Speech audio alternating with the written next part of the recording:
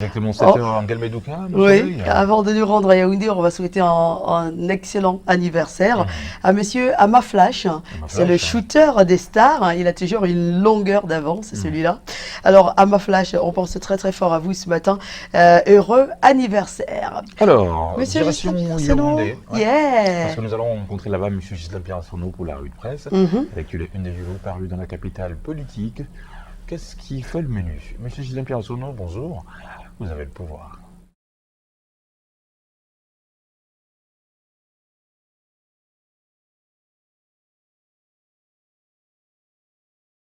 Spectateurs, ceux du Cameroun et du monde entier qui sont tous chargés pour l'information. Bienvenue donc à ce rendez-vous. C'est l'acte 1 de la revue de presse sur Canal 2 International, sur Canal Matin.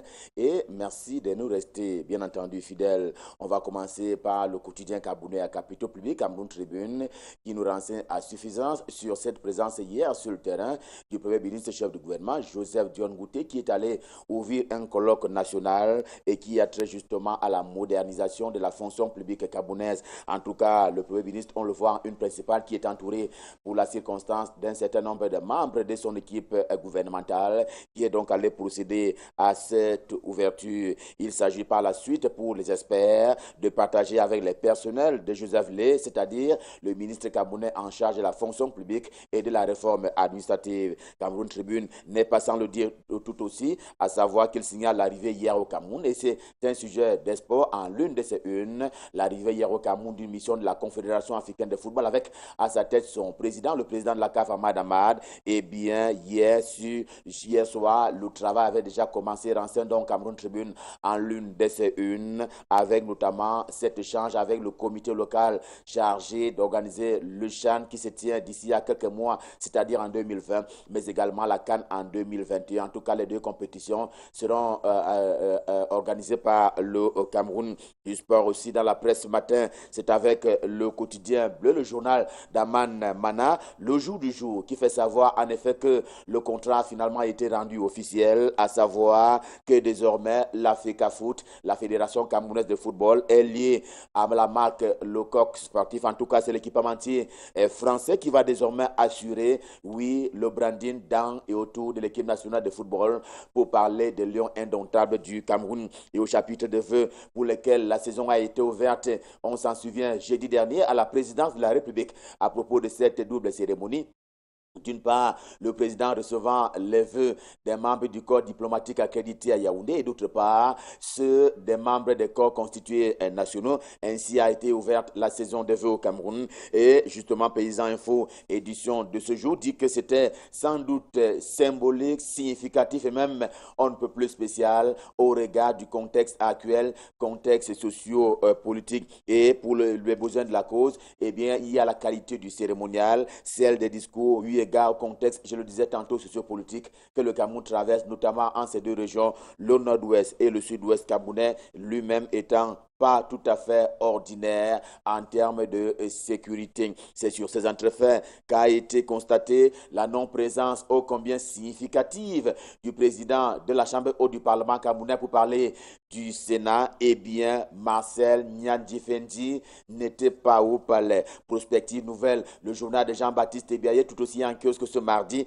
eh bien, s'y attarde une fois encore, dit-il. Marcel Nyandifendi a brillé par son absence au palais de l'unité, ce qui ne va pas sans questionnement autour de cette grande absence, je dirais même plus, autour de cette non-présence lors de ses vœux au palais de l'unité. Tribune d'Afrique de Faustin Djikam est également en cause. Il en est d'ailleurs sérieusement inquiet et même inquiété. Mais où est donc passé le président du Sénat? S'interroge justement Tribune d'Afrique dans sa livraison de ce matin. Le journal se souvient l'avoir vu pour la dernière fois il y a quelques mois, des retours à Yaoundé. En tout cas, il était arrivé à Yaoundé, des retours à Paris, la capitale française, et depuis, plus rien. Tous les radars l'ont perdu de vue, sauf à considérer exclusivement les ennuis liés à sa santé, devenue à la fois fragile et même précaire. Ce sont là les détails qui sont proposés par Tribune d'Afrique et selon Sans détour d'Ernesto Diatou, tout aussi en kiosque, qui traite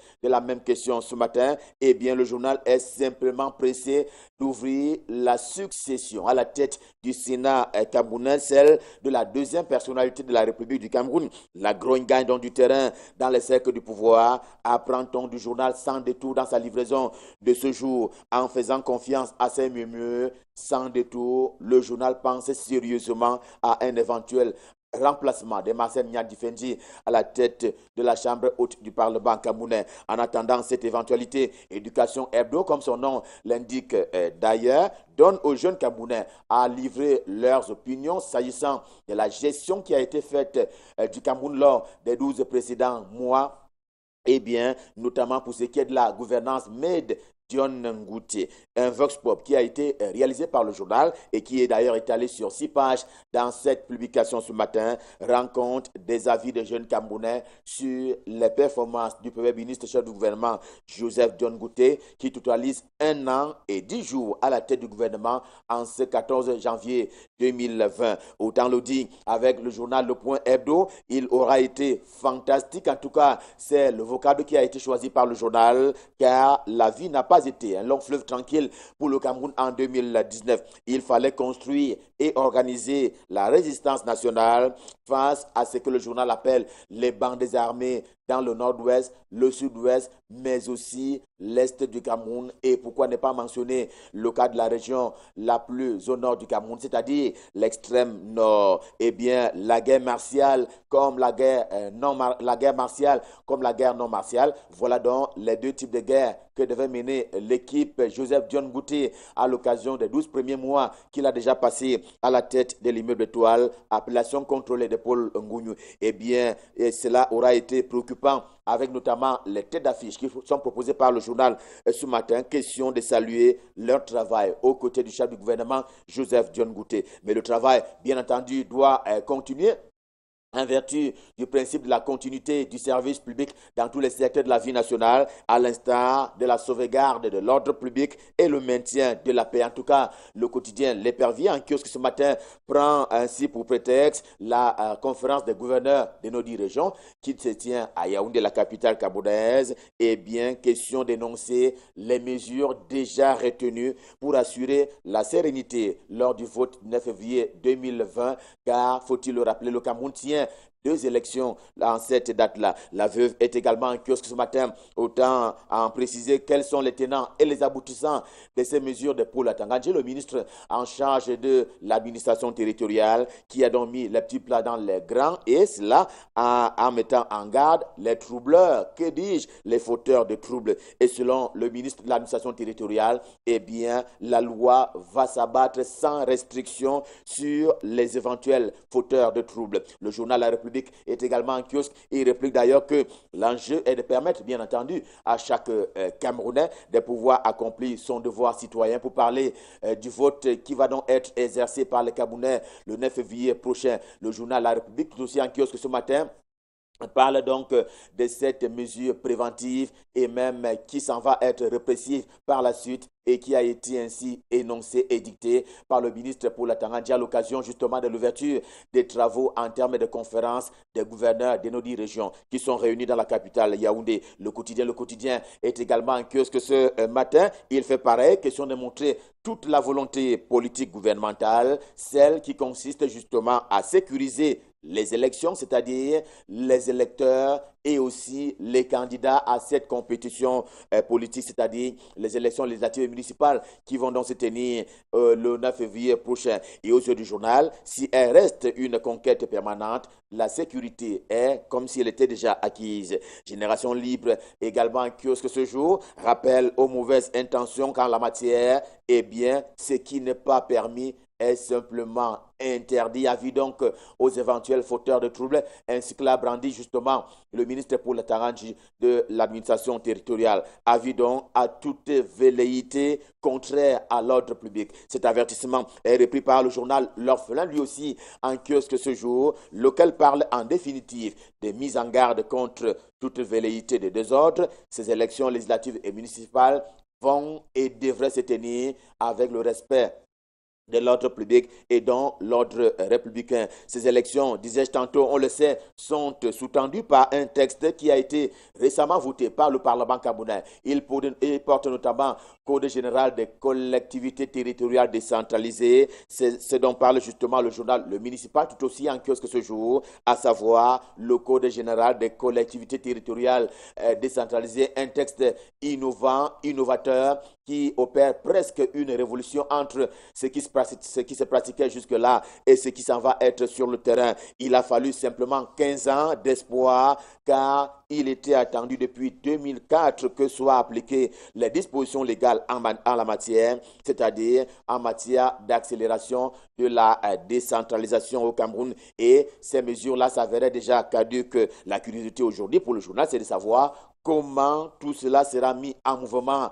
par les nouveaux élus. En tout cas, c'est une curiosité qui va également avec à la fois espoir et espérance. Encore que les élections législatives et municipales, c'est-à-dire celles qui seront couplées le 9 février prochain, vont se tenir après des investitures. Oui, des investitures qui ont été marquées à la base par des frustrations ici et là, notamment dans le camp du Rassemblement démocratique du peuple camerounais. Et d'ailleurs, ce matin, Binam News revient sur un certain nombre de cas de frustration. C'est le cas notamment en Fou. C'était le cas du côté d'un Fou. C'est surtout le cas qui est porté par Binam News ce matin, à savoir les hauts plateaux. C'est l'un des départements de la région de l'Ouest Cameroun où il fait froid dans les rangs des jeunes du RDPC, toujours aussi couchés du fait de la non-investiture de Bernard Fongan qu'ils avaient, eux, plébiscité au niveau de la base.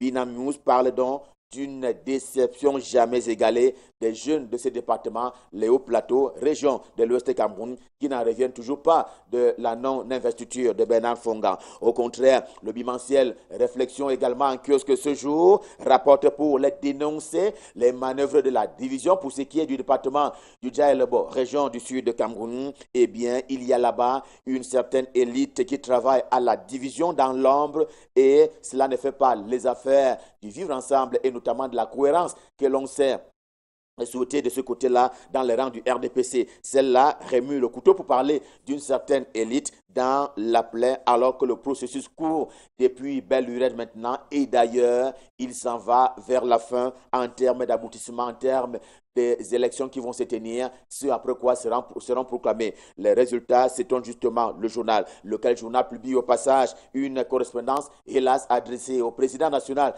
du RDPC Paul Biya, chef de l'État, président de la République. Un mot ce matin sur le journal Le Soir relativement à l'affaire qui implique le SICAM. En tout cas, c'est une entreprise camerounaise. Eh bien, l'entreprise qui est donc mise en cause par une autre entreprise et pour cause, elle aurait justement commandé un certain nombre de fêtes, en tout cas de pains, et qui n'ont pas été servies. La commande qui n'a donc pas été servie, d'où donc les plaintes qui sont exprimées ce matin par l'entreprise SAS-SF. Vous le voyez en deuxième une du quotidien Le Soir, édition de ce jour. Le quotidien L'économie est également en kiosque, sauf que ce matin, il s'attelle à rendre hommage à une personnalité jadis du monde économique qui s'en est allée, Patricia Berthelot, puisqu'il s'agit d'elle, du nom donc de la très regrettée de mémoire, ancienne directrice générale adjointe des brasseries du Cameroun, qui est donc décédée le 9 janvier dernier, on s'en souvient. C'est donc à travers des hommages des entreprises ce matin qui sont d'ailleurs relayés par le quotidien L'économie à propos de cette disparition qui va donc laisser un grand vide dans le monde économique, social, culturel même du Cameroun. Hommage aussi rendu ce matin par le journal Le Monde Professionnel qui rend lui aussi un vibrant hommage à un ancien grand syndicaliste. Son nom est Cindy Minkulo. Vous le voyez en une principale, le président de la Confédération des travailleurs du Cameroun. Eh bien, Travailleurs unis du Cameroun, qui a donc lui aussi quitté la scène. Grand hommage à lui rendu également ce matin par le monde professionnel. Et on va terminer par le quotidien Mutation, le journal des GAB, Georges-Alain Boyomo, par deux informations. D'abord, une qui s'avère magazine, mais qui est toujours d'actualité, à savoir, et qui a été réalisée au lieu mythique de la cité capitale, la poste centrale, eh bien, où le désordre urbain fait de la résistance, malgré les injonctions des autorités administratives, notamment le préfet d'Infundi, qui interdisait justement aux vendeurs à la sauvette de pouvoir se mouvoir à cet endroit un peu plus stratégique de la cité capitale. Et au terme d'un reportage qui a été réalisé par le quotidien Mutation, eh bien, les vendeurs à la sauvette font toujours bon ménage avec le désordre de ce côté-là. Et puis, en deuxième une du quotidien Mutation, vous le voyez, et on l'apprend avec beaucoup de curiosité, eh bien, ce sont les États-Unis d'Amérique. C'est donc Washington qui a triplé son aide en faveur du Cameroun pour ce qui est justement de la lutte contre le VIH-Sida. Le fait n'est pas sans enjeu, d'où la place qu'il occupe justement à la une, la deuxième d'ailleurs, du quotidien Mutation, édition de ce mardi. Revue de presse Made in Yaoundé ce matin justement, stop fin, le cœur enflammé de joie, nous vous avons servi. On prend rendez-vous pour demain quand il sera 7h pour le même exercice. D'ici à là, je vous souhaite de passer d'excellents moments, toujours en compagnie des programmes de Canada International. Et pour le moment, rendons-nous du côté de Douala, c'est la capitale économique du Cameroun, pour y retrouver l'homme à l'adresse particulière, Michael Tipio, pour la suite et la fin de la revue de presse. Bonjour Michael, c'est à vous à Douala. Bonjour Ghislain Pierre, et la suite ici à Douala avec le quotidien La Nouvelle Expression qui nous reparle de cette sortie hier du ministre de l'administration territoriale à Yaoundé lors de cette conférence semestrielle des gouverneurs. Paul Atanga Djiki a levé le ton contre des formations politiques qui appellent au boycott du double scrutin du 9 février prochain, également contre les forces séparatistes qui sèment la terreur dans le nord-ouest et le sud-ouest du Cameroun.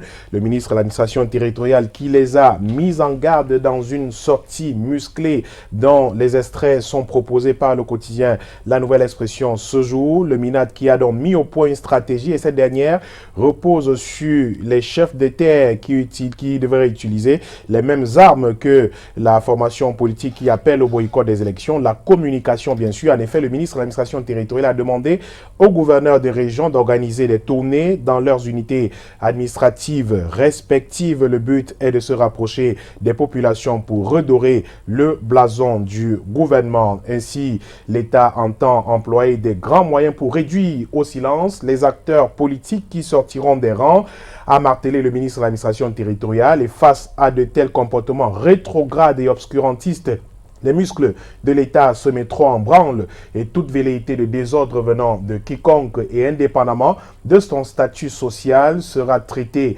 avec fermeté conformément aux lois de la République, a donc martelé hier à Yaoundé. Paul Atangandji, le ministre de l'administration territoriale, le quotidien La Nouvelle Expression propose d'ailleurs quelques extraits des sorties des gouverneurs de région qui étaient hier justement en conférence semestrielle autour du ministre de l'administration territoriale à Yaoundé. Le journal Le Messager également en kiosque aujourd'hui reparle aussi de cette sortie musclée du ministre de l'administration territoriale qui s'en prend cette fois-ci à des combattants séparatistes qui veulent à tout prix mettre en péril la tenue des élections dans le nord-ouest et du sud-ouest du Cameroun. Et le journal croit voir en cette passe d'armes entre les sécessionnistes qui appellent au boycott des élections et qui menacent d'ailleurs de nuire à tous ceux qui se déplaceront pour aller aux élections. La passe d'armes justement entre ces sécessionnistes et le gouvernement pourrait déboucher sur un bain de sang du côté comme du gouvernement, comme du côté des séparatistes. Justement, le 9 février 2020 prévient le journal Le Messager en kiosque aujourd'hui. Il s'oppose justement à ces séparatistes à la tenue des élections dans le nord-ouest et annonce par ailleurs des villes mortes qui commence le 7 février, c'est-à-dire 2 jours avant la tenue de ce double scrutin jusqu'au 12 février. Et d'ailleurs, des tracts circulent dans les réseaux sociaux à ce propos. Et le journal Le Messager cite une vidéo largement partagée dans les réseaux sociaux également depuis quelques jours. Un chef séparatiste basé dans le sud-ouest Cameroun au nom de Phil Marshall appelle justement au boycott des élections. Il dit qu'il n'y aura aucune élection dans son fief. Le seigneur de guerre qui est à l'origine de plusieurs attaques meurtrières selon l'organisation non gouvernementale Amnesty International, dit être prêt avec son groupe armé nommé les Red Dragons à affronter les forces de défense et de sécurité. Il n'en sera absolument rien. La force de l'État et du gouvernement prendra le dessus sur ces séparatistes, a donc rassuré hier le ministre de l'administration territoriale Paul Atangandji, qui appelle chacun à se mettre tout simplement à sa place et rassure les uns et les autres que le double scrutin se tiendra dans la paix et la sérénité sur l'ensemble du territoire camerounais. La visite d'Ahmad au Cameroun intéresse également le journal Le Messager en kiosque aujourd'hui, qui nous parle des non-dits de l'agenda du Malgache Ahmad au Cameroun, le président de la Confédération africaine de football. Après le camouflet du premier dévoilement de la mascotte officielle du championnat d'Afrique des Nations en décembre dernier, une autre ronde de dévoilement des visuels au Cameroun aura donc lieu dans quelques jours, et tout comme la possible modification calendaire de la prochaine Coupe d'Afrique des Nations. Le stade Olembe justement semble être la grande inquiétude au sujet de cette visite du président de la Confédération africaine de football. De nombreuses inquiétudes qui font peur avec la visite du président de la Confédération africaine de football à Yaoundé, à quelques mois seulement de la tenue du championnat d'Afrique des Nations. Le journal Intégration, l'hebdomadaire en kiosque également, ce jour nous parle des projets d'infrastructure dans notre pays, avec ce plaidoyer lancé pour sauver l'année 2020 dans notre pays. Un plaidoyer porté par un think tank apparenté au ministère de l'économie, de la planification et de l'aménagement du territoire, qui expose sur un sujet interdit à la table, un sujet jugé comme tabou depuis quelques années dans notre pays. C'est une récente brochure à ce propos qui a donc révélé ces freins justement au développement infrastructurel dans notre pays. Le Camer Kappa, qui expose justement sur ce sujet interdit à la table des révélations au sujet de cet exposé, sont contenues dans l'hebdomadaire Intégration en kiosque aujourd'hui, qui reparle des élections dans notre pays, avec la CEAC en pilier d'avant-scène au Cameroun avant la tenue de ce scrutin. Une formation de 3 jours portant sur les opérations électorales est organisée par la communauté économique des États de l'Afrique centrale à Yaoundé. C'est tenu il y a quelques jours, avec quelques auditeurs qui disent leur satisfaction. Ils ont appris par exemple sur la tenue d'un bureau de vote, la tenue des opérations électorales sur le terrain, la CEAC qui s'implique justement dans ces élections législatives et municipales à venir dans notre pays, écrit l'hebdomadaire Intégration en kiosque ce jour. Le journal Kalara, l'hebdomadaire du monde juridico-judiciaire en kiosque aujourd'hui, nous fait état de ce procès porté contre lui, contre son directeur de publication Christophe Bobiokono et une journaliste Irène Bezeleux du journal Kalara en kiosque ce jour, et de ce verdict qui a été rendu il y a quelques jours, verdict jugé de braquage judiciaire par le journal Kalara en kiosque ce jour, qui revient sur ce qu'il appelle les contre-vérités, incohérences à l'origine de ce braquage judiciaire. L'intimidation ne passera pas, écrit Christophe Bobiokono dans son éditorial ce jour, qui retourne à la genèse de l'affaire pour raconter effectivement ce qui s'est passé dans ce procès entre Amatoutou Mouna et Akiri Mouna, défendu justement par maître Justine Fotso également au cœur de cette affaire. C'est à lire justement en détail en 4 pages dans l'hebdomadaire Kalara en kiosque ce mardi. Le journal nous parle aussi d'un ancien ministre justement qui a été condamné pour abus de fonction. Il s'agit bien sûr du ministre Mefiro Oumarou, coupable d'abus de fonction, accusé d'avoir confisqué le camion d'un entrepreneur et de l'avoir privé de ses recettes pendant 3 ans. L'ex-ministre délégué au ministère justement des Transports a été condamné à verser 8 millions de francs CFA et 200 000 francs au titre d'amende pécuniaire assortie de mandat d'arrêt en cas de non-paiement, nous rapporte l'hebdomadaire Kalara en kiosque ce jour. Et un autre hebdomadaire justement en kiosque aujourd'hui, qui nous parle des questions politiques, cette fois-ci toujours dans la région de l'ouest du Cameroun, avec l'entrée en vigueur du Code général des collectivités territoriales décentralisées. Il s'agit bien de médiation qui nous parle justement du conseil régional qui sera bientôt mis sur pied dans notre pays, avec l'appel justement de pied des populations de la région de l'ouest du Cameroun, au délégué du gouvernement auprès de la communauté urbaine de Bafoussam, Emmanuel Zete, des populations qui se seraient appuyées sur ses multiples actions en tant que délégué du gouvernement auprès de la communauté urbaine de Bafoussam pendant pratiquement 10 ans qu'il a occupé cette fonction pour appeler ou alors pour militer pour que l'homme soit porté président du conseil régional le moment venu dans la région de l'ouest Cameroun, écrit le journal Média Action en kiosque ce jour. Et on termine avec Éco Matin. Éco Matin qui nous parle d'économie à sa une comme d'habitude avec des sociétés commerciales de banque dans notre pays et qui est le journal qui nous délivre les raisons du départ de Mohamed Mejiba de la société commerciale de banque. Des sources concordantes, c'est mardi dernier que l'homme a annoncé justement son départ à ses collaborateurs. Il laisse une banque financièrement solide selon la BEAC qui la classe parmi les plus performantes du pays, écrit le journal qui parle aussi les actions du délégué du gouvernement auprès de la communauté urbaine de Douala, les derniers grands chantiers du docteur Fritz Tonnet, outre les actions visant à améliorer la voirie urbaine, l'habitat ou encore les espaces commerce, le délégué du gouvernement auprès de la communauté urbaine de Douala a engagé au cours de ces dernières années de projets contenus dans le plan directeur de la ville de Douala, des projets justement qui s'apparentent être les derniers pour l'homme qui a été à la tête de la communauté urbaine de Douala pendant plusieurs années. Merci beaucoup, Michael Tipkio, pour toutes ces informations. Merci. On aura beaucoup de plaisir à vous retrouver normalement demain pour une autre revue de presse.